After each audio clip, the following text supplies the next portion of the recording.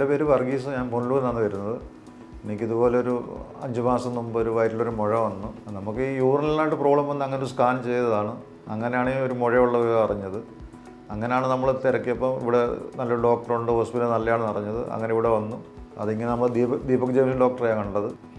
അങ്ങനെ ഡോക്ടറെല്ലാം ചെക്ക് ചെയ്തു, കുഴപ്പമില്ലാതെ എൻഡോസ്കോപ്പി വഴി ഇതെല്ലാം റിമൂവ് ചെയ്തെടുത്തു. ഇപ്പം കുഴപ്പമൊന്നുമില്ല. ഹോസ്പിറ്റലിലൊക്കെ എല്ലാം കുഴപ്പമില്ല, നല്ല കെയറാണ്. ഡോക്ടറും നല്ല ഫ്രണ്ട്ലിയാണ്, കുഴപ്പമില്ല, ഓക്കെയാണ്. നമസ്കാരം, ഞാൻ doctor Deepak James, Kallissery doctor K M Cherian institute of medical സയൻസസിലെ കൺസൾട്ടൻറ്റ് ഗാസ്ട്രോൻട്രോളജിസ്റ്റായി വർക്ക് ചെയ്യുന്നു. അപ്പം ഇദ്ദേഹം ഞങ്ങളുടെ അടുത്ത് വരുന്നത് ഒരു റുട്ടീൻ ചെക്കപ്പിനായിട്ടാണ്. അപ്പം പേഷ്യൻ്റ് പരിശോധനയിൽ നിന്നും കുറച്ച് ടെസ്റ്റിങ്ങിൽ നിന്നും മനസ്സിലായി ഇദ്ദേഹത്തിന് ലിവർ സിറോസിസ് ഉണ്ടെന്നും ലിവർ സിറോസിസിൻ്റെ ആദ്യത്തെ ഒരു ഘട്ടമാണെന്ന് നമുക്ക് മനസ്സിലായി. അപ്പോൾ അതിൻ്റെ ഭാഗമായിട്ടുള്ള പരിശോധനകളിൽ എൻഡോസ്കോപ്പിയും ചെയ്തു. ആ എൻഡോസ്കോപ്പിയിൽ അന്നനാളത്തിൽ അസ്വാഭാവികമായ ഒരു നൊഡ്യൂൾ കണ്ടു, അന്നനാളവും ആമാശയവും ചേരുന്ന ഭാഗത്ത്. അതിന് കൂടുതൽ പരിശോധനയ്ക്കായിട്ടൊരു ബയോപ്സി ചെയ്തു.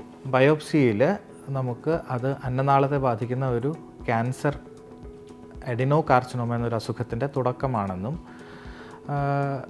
വ്യക്തമായി നമുക്ക് മനസ്സിലായി. അതേ തുടർന്ന് ഈ ഒരു പ്രായത്തിൽ ഈ ലിവർ സിറോസിസ് ഉള്ള ഒരു രോഗിക്ക് എന്തൊക്കെ ഓപ്ഷൻസ് ആണുള്ളത്, ഇങ്ങനെയുള്ളൊരു കണ്ടീഷൻ ഈ ഒരു സ്റ്റേജിൽ എത്രത്തോളം എന്ത് ചികിത്സയാണ് ചെയ്യാൻ പറ്റുക, പൂർണ്ണമായി ചികിത്സിച്ച് മാറ്റാൻ പറ്റുന്ന ഒരു എന്തെങ്കിലും നമുക്ക് പേഷ്യൻ്റ് ഓഫർ ചെയ്യാമോ, അതോ നമ്മൾക്ക് കൺട്രോൾ ചെയ്യാൻ മാത്രമേ പറ്റുള്ളൂ, അതോ ഈ ലിവർ സിറോസിസ് ഉള്ള ഒരു പേഷ്യൻറ്റിന് സർജറിയുടെ റിസ്ക് അതെല്ലാം എടുത്ത് മാത്രമേ മുന്നോട്ട് പോകാൻ പറ്റുള്ളൂ എന്നുള്ള പല ചോദ്യങ്ങളുണ്ടായിരുന്നു. ഞങ്ങളെല്ലാവരും കൂടെ ഇരുന്ന് നമ്മളുടെ ട്യൂമർ ബോർഡിൽ ഡിസ്കസ് ചെയ്തു. അങ്ങനെ അവസാനം പേഷ്യൻറ്റിന് എന്നാൽ എൻഡോസ്കോപ്പി മൂലമായി ഇത് കംപ്ലീറ്റ്ലി നീക്കം ചെയ്യാൻ പറ്റുന്ന ഒരു procedure, endoscopic sub mucosal dissection ESD offer ചെയ്യാം എന്നുള്ള ധാരണയായി.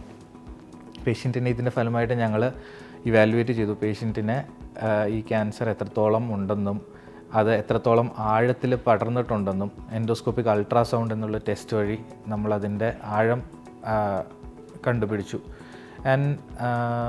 ദൂരെ പുറത്ത് ഏതെങ്കിലും ലിംഫ് നോഡിലേക്ക്, കഴലകളിലേക്ക് വ്യാപിച്ചിട്ടുണ്ടോ എന്ന് അറിയാൻ വേണ്ടി എൻഡോസ്കോപ്പിക് അൾട്രാസൗണ്ടും CT സ്കാനും ഉപയോഗിച്ചു. ഇതെല്ലാം ചെയ്ത് പേഷ്യൻറ്റിനെ പ്ലാൻ ചെയ്ത് നമ്മൾ പ്രൊസീജിയർ ചെയ്തതിൽ നമ്മൾക്ക് പേഷ്യൻറ്റിൻ്റെ ട്യൂമർ മൊത്തത്തോടെ ക്ലിയറായി കംപ്ലീറ്റ്ലി ശരീരത്തിൽ നിന്ന് നീക്കം ചെയ്യാൻ സാധിച്ചു.